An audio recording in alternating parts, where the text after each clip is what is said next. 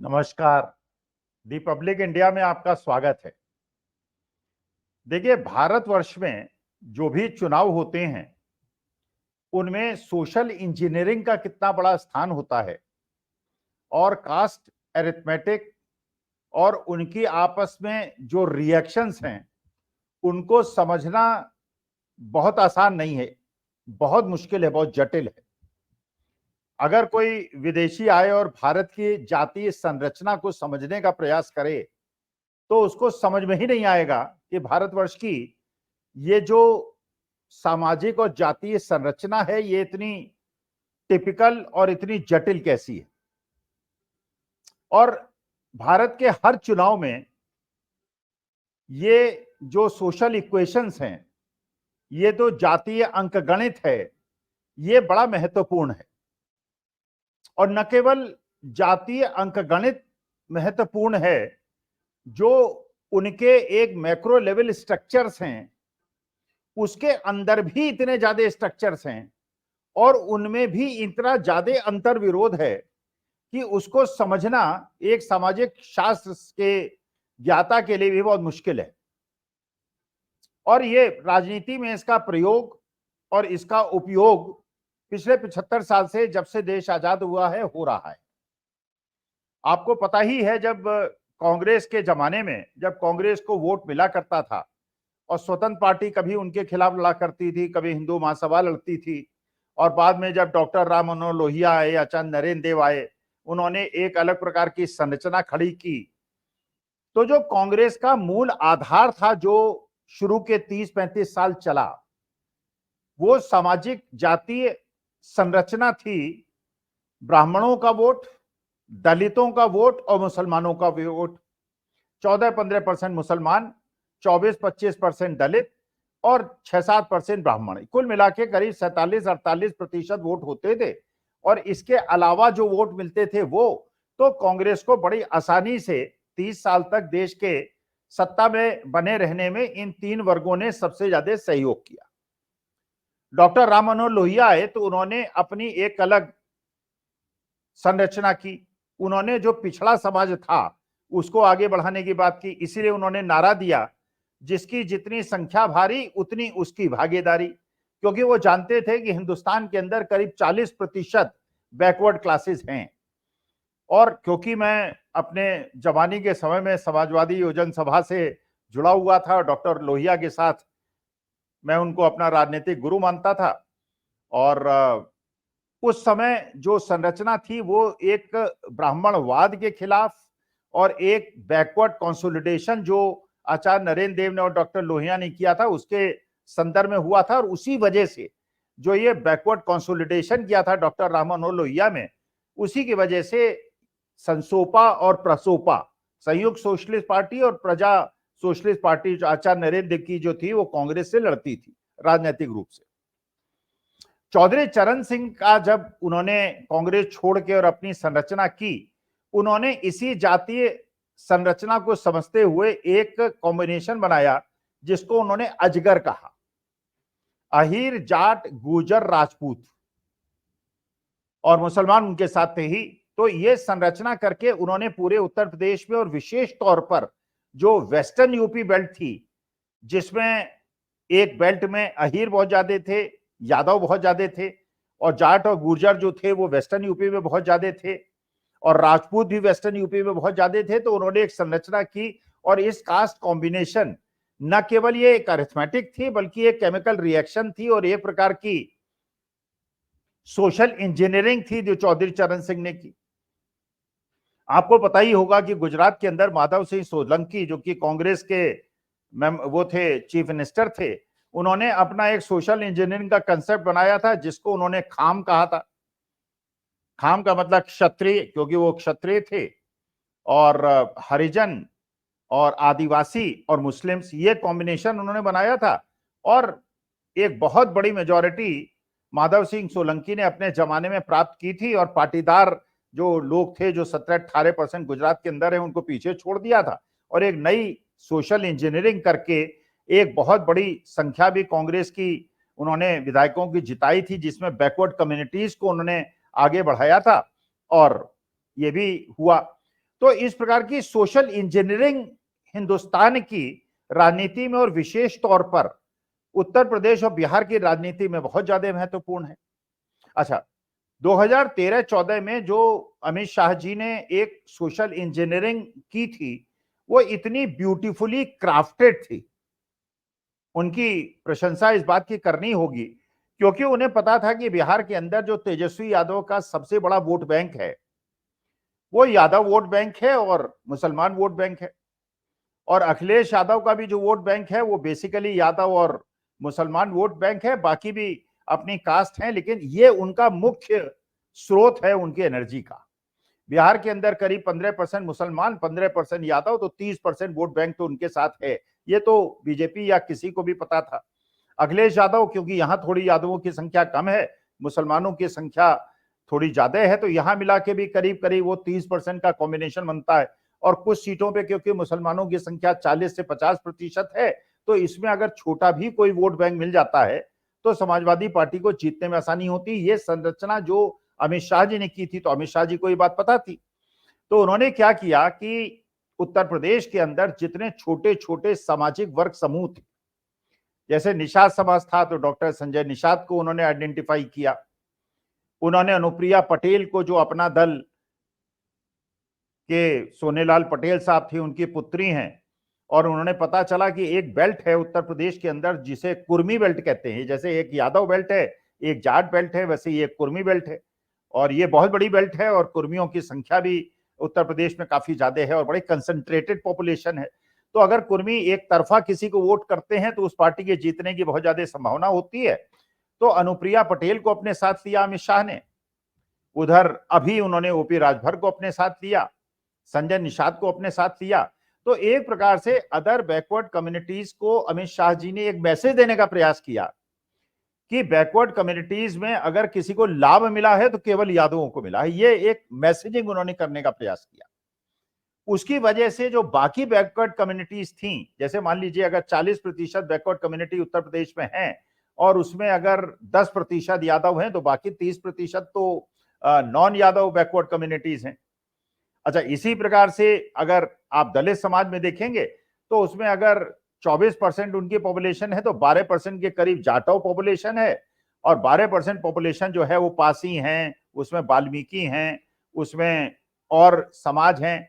और ये समाज ऐसा नहीं है कि एक बिल्कुल जुटे हुए समाज है, इनके अंदर भी कास्ट हायरार्कीज हैं कि कोई समझता है कि मैं ऊंचा हूं, ये नीचा है, ये मुझसे नीचा है, हम इनके यहाँ शादी नहीं करेंगे, वो हमारे यहाँ खाना नहीं खाएगा। इस प्रकार की चीजें जो कुरीतियां हैं, ये केवल सवर्ण समाज, बैकवर्ड समाज और दलित समाज के बीच में नहीं है, बल्कि इन समाजों के अंतर्गत भी हैं। जैसे अब ब्राह्मण समाज में सनाड हैं, गौड़ हैं, पंच गौड़ हैं, बहुत सारे अपने अलग वर्गीकरण हैं। और इसी प्रकार पहाड़ों के अंदर है, छोटी धोती, बड़ी धोती है, राजपूतों में भी है, कायस्थों में भी, हर जगह है, मतलब एक वर्गीकरण है। तो अमित शाह जी ने एक मैसेज देने का प्रयास किया कि जो अगर अखिलेश यादव उत्तर प्रदेश में सत्ता में आते हैं तो उसमें केवल यादवों को फायदा मिलता है और बाकी बैकवर्ड्स को नहीं मिलता है। और उन्होंने उदाहरण दिए, सोशल मीडिया के माध्यम से मैसेजिंग की कि इतने थानेदार थे, उसमें सब यादव थे, उसमें बाकी कुम्हारों को नहीं लिया, उसमें चौहानों को नहीं लिया, उसमें मौर्यास को नहीं लिया, उसमें राजभर्स को नहीं लिया। तो इससे ऐसा हुआ कि जो बाकी बैकवर्ड कंसोलिडेशन था, जिनको भड़काया गया था यादवों के खिलाफ, वो भारतीय जनता पार्टी के साथ हो गए। ऐसे ही हरियाणा के अंदर जाट पॉपुलेशन करीब 25% की है, तो और मानी बात है कि एक पर्टिकुलर बेल्ट है जहां पे वो डोमिनेटिंग कास्ट हैं, राजस्थान में भी ऐसी एक बेल्ट है। तो वहां भी जो नॉन जाट लोग थे उनको भी कहा गया कि देखिए जाट डोमिनेशन है, तो इसकी वजह से यहाँ पे एक नॉन जाट पॉलिटिक्स की गई हरियाणा के अंदर, और उत्तर प्रदेश के अंदर नॉन यादव पॉलिटिक्स की गई और बाकी लोगों को अपने साथ कंसोलिडेट किया। हरियाणा में भारतीय जनता पार्टी के शक्ति का स्रोत ही यही है कि नॉन जाट पॉलिटिक्स उन्होंने की। कभी किसी जाट को उन्होंने मुख्यमंत्री नहीं बनाया। पहले खट्टर साहब 10 साल रहे, और अब सैनी साहब हैं जो कि बैकवर्ड कम्युनिटी सैनी समाज से आते हैं। तो ये जो कास्ट कॉम्बिनेशन था, जब बिहार के अंदर उन्होंने क्या किया कि नीतीश कुमार का जो उदय हुआ, नीतीश कुमार ने भी इस बात को समझा। अच्छा, नीतीश कुमार क्योंकि खुद कुर्मी समाज के हैं, लेकिन उत्तर प्रदेश में तो कुर्मी समाज बहुत ज्यादा संख्या में है, लेकिन बिहार में उतना ज्यादा संख्या में नहीं है।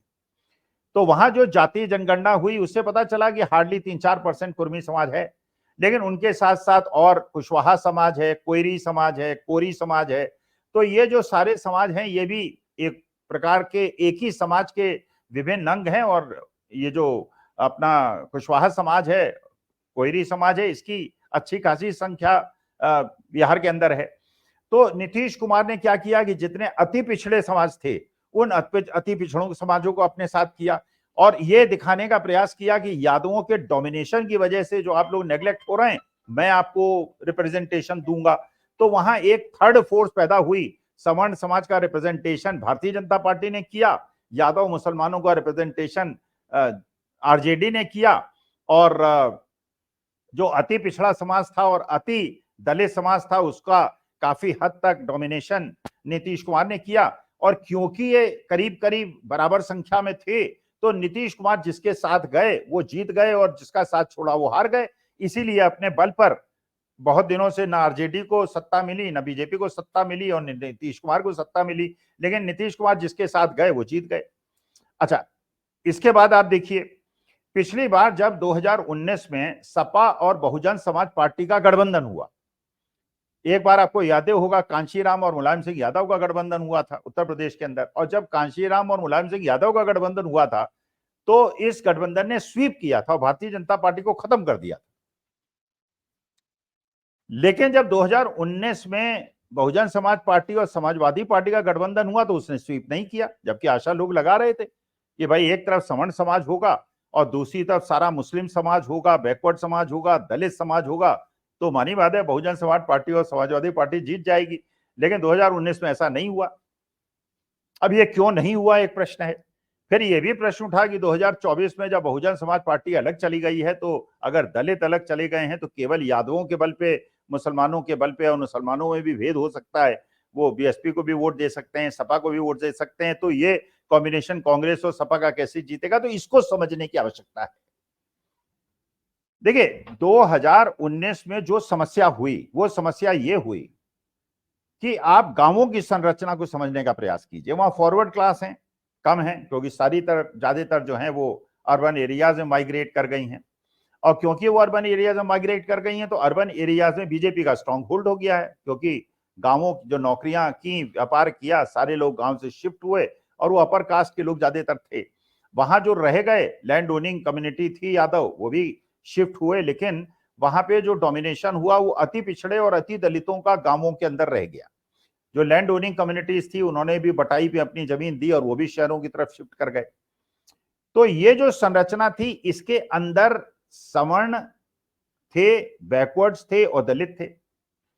नॉर्मली जो एम्प्लॉयमेंट देने वाला है, जिसके पास खेत है, या तो वो सवर्ण है या वो बैकवर्ड है, और दलित नॉर्मली ज्यादातर जो है खेतों में काम करते हैं, उनके फैक्ट्रीज में काम करते हैं, उनकी दुकानों में काम करते हैं।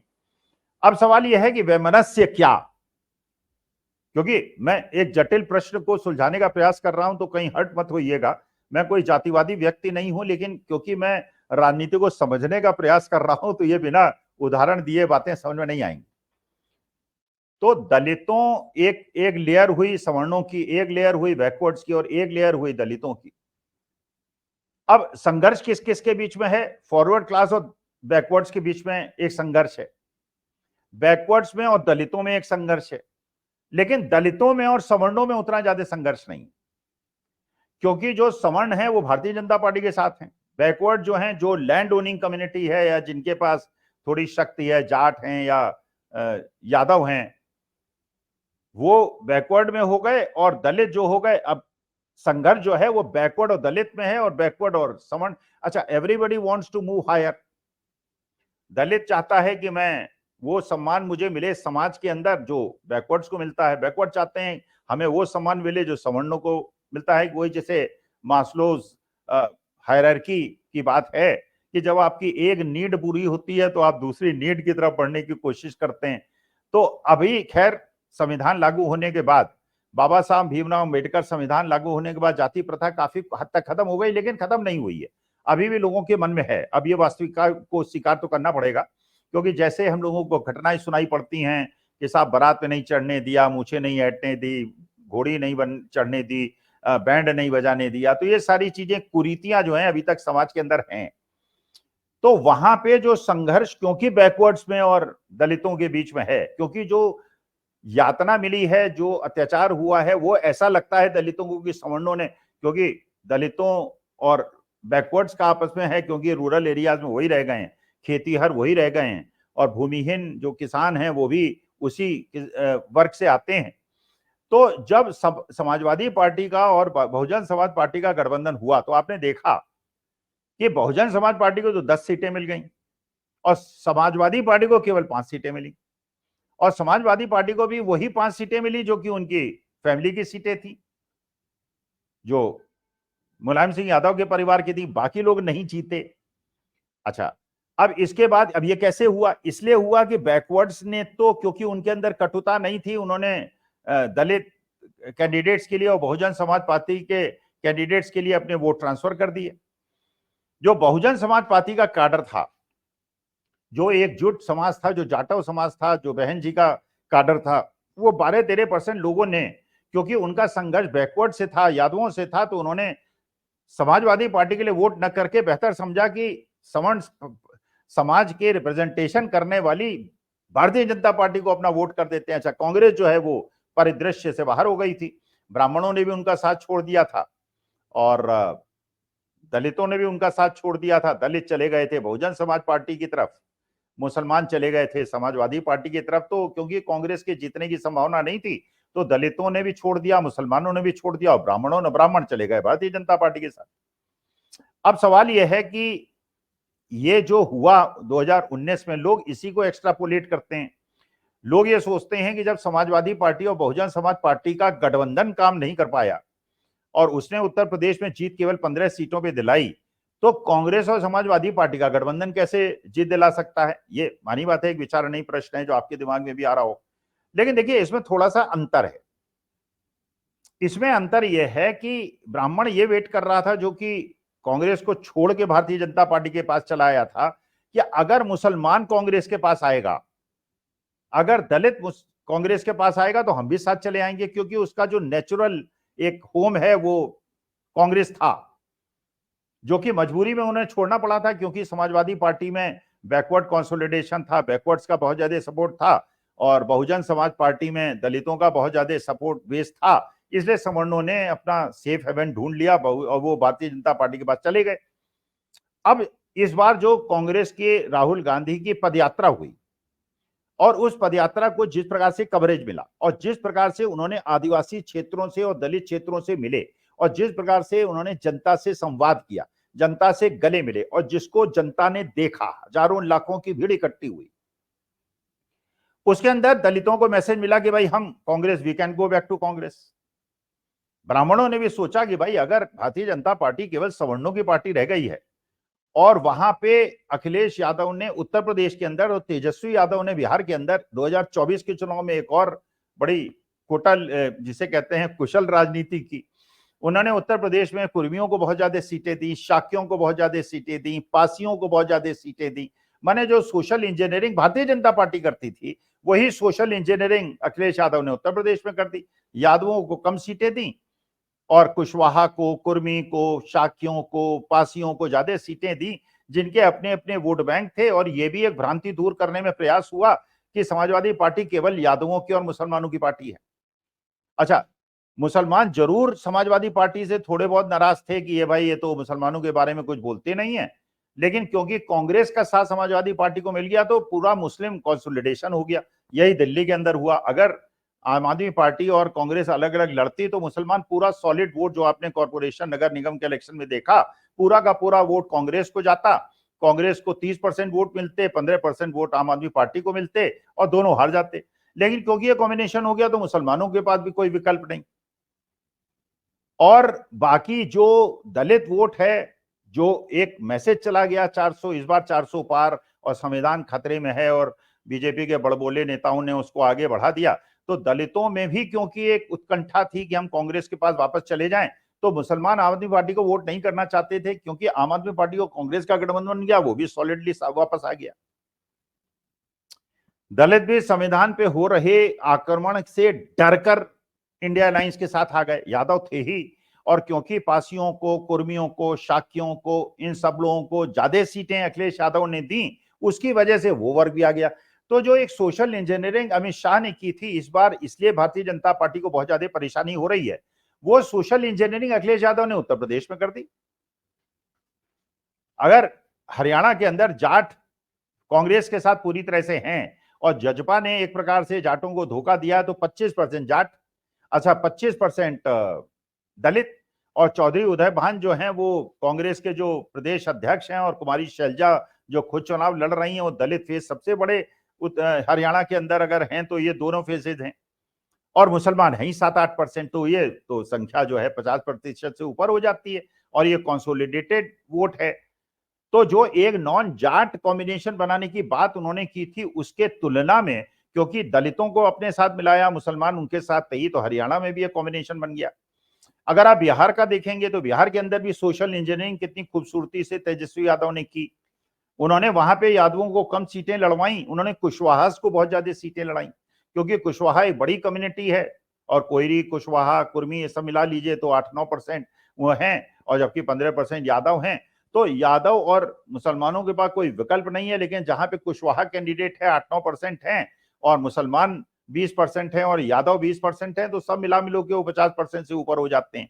और फिर भारतीय जनता पार्टी के वोट बैंक क्या बताता है, क्योंकि वो नॉन यादव पॉलिटिक्स तो कर नहीं सकते वहां पे, क्योंकि कुशवाहा कोयरीज को वहां पे ज्यादा सीटें तेजस्वी यादव ने दे दिया, और केवल सवर्ण किसी को सीट जिता नहीं सकते।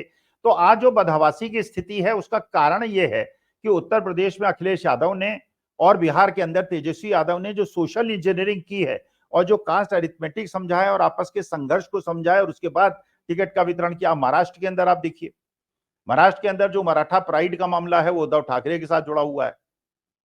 कुणबी समाज जो बैकवर्ड कम्युनिटीज हैं, जिसका छगन भुजबल रिप्रेजेंटेशन करते हैं, वो इलेक्शन लड़ने से इनकार कर देते हैं। मुसलमान वोट जो कभी सोच नहीं सकता था कि वो शिवसेना के साथ जा सकता है, लेकिन दो क्योंकि विकल्प हैं, एक एनडीए है और एक इंडिया है, और क्योंकि उद्धव ठाकरे के साथ कांग्रेस है, तो कांग्रेस के साथ होने की वजह से उद्धव ठाकरे को भी जो 25% मुसलमान वोट महाराष्ट्र में है वो मिल रहा है। तो वहां भी ये कास्ट कॉम्बिनेशन जो सोशल इंजीनियरिंग है बहुत अच्छी काम कर रही है। वैसे ही कर्नाटका में आप देखिए, जो लिंगायत हैं वो पूरी तरह से भारतीय जनता पार्टी के साथ हैं, क्योंकि येदियुरप्पा उनके साथ हैं, लेकिन वोकलिंगा जो हैं वो डीके शिवकुमार हैं, सीधारमैया कुर्बा हैं। जितने लिंगायत हैं, अगर 17% हैं, 12% वोकलिंगा हैं, तो 7% कुर्बा हैं, सीधारमैया कुर्बा हैं। फिर वहां पे जो जेडीएस का बीजेपी से गठबंधन होने की वजह से मुसलमान पूरा कंसोलिडेट होकर कांग्रेस की तरफ चला गया है, और जो वोकलिंगा है, और क्योंकि जेडीएस की इस बार हालत बहुत ज्यादा खराब है, तो जो भी सीटें लड़ रहे हैं उसमें जीतने की संभावना नहीं है। प्रोजल रवन्ना का नाम सामान्य से और ज्यादा परेशानी हो गई है, तो वोकलिंगा, और क्योंकि सिद्धारमैया का आखिरी टर्म है, तो कुर्बा समाज भी पूरी तरह से साथ आ गया। तो it has become a battle between the Lingayat versus Vokkaliga plus Kuruba plus schedule caste, क्योंकि अपने जो कांग्रेस के अध्यक्ष हैं वो भी कर्नाटका के रहने वाले हैं। तो दलित, कुर्बा, वोकलिंगा और मुसलमान, ये कॉम्बिनेशन बड़ा डेडली बन रहा है। तो जितने भी स्टेट में देखेंगे इस बार कांग्रेस के, इंडिया अलायंस के जीतने की संभावना इतनी ज्यादा है, सब कंट्रडिक्शंस के बावजूद, कि जो social engineering Bharatiya Janata party का फोड़े था वो सारा का सारा इंडिया अलायंस ने इस बार किया, बड़ी खूबसूरती से किया है। सॉलिड वोट बैंक को बचा के रखा है, और जो लोग फैन सिटर्स थे उनको टिकट दिया है, जिससे अपने सॉलिड बैंक को, उनके जो बहन मायावती जी और कांशीराम किया करते थे, वो ब्राह्मणों को टिकट देते थे, और 24-25% उनका अपना सॉलिड वोट बैंक था। कहते थे 15% वोट तुम लाओ, 20-25 हमारे हैं, सब मिला के तुम्हें जिता देंगे, और इसलिए वो जीता करते थे, क्योंकि वो सोशल इंजीनियरिंग थी। तो सोशल इंजीनियरिंग के माध्यम से इस बार जो सारा गणित बदला है और अंडर करंट चला है, और जो नीतियां हैं भारतीय जनता पार्टी की, उसकी वजह से जो लिटरेट क्लास, पढ़े लिखे लोग, जो एस्पिरेशनल क्लास है, जो नौकरी चाहती है, जो अग्निवीर में नहीं जाना चाहती है, वो भी इसमें ऐड हो गई है। इसीलिए डेडली कॉम्बिनेशन बना है, जिसका परिणाम हम अपेक्षा करते हैं 4 जून को आपको देखने को मिलेगा। अब देखने को मिलेगा कि नहीं मिलेगा तो 4 जून को देखेंगे। नमस्कार, धन्यवाद और प्रणाम।